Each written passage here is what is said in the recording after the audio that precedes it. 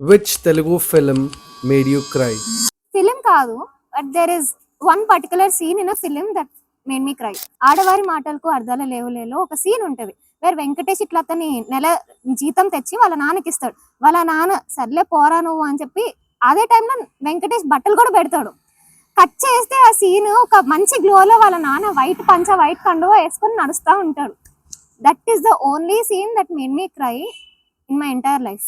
అది నేను చిన్నప్పుడు కనెక్ట్ అయ్యాను, ఇప్పుడు కనెక్ట్ అయ్యాను. చిన్నప్పుడు అంటే ఆ ఫాదర్ సెంటిమెంట్ ఏదైతే ఉందో దానికి కనెక్ట్ అయ్యాను. But now when I'm watching it ఒక పాస్ట్ 2 years నుంచి అయితే వెంకటేష్కే కనెక్ట్ అవుతున్నా.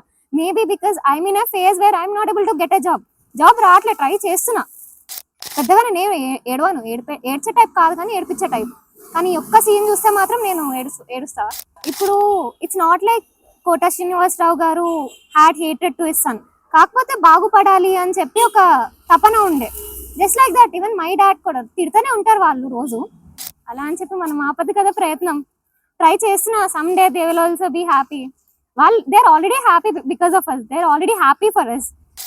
At the end of the day ఇంకా వాళ్ళు కూడా మన మంచికే కదా. Just it's okay, good things will take time.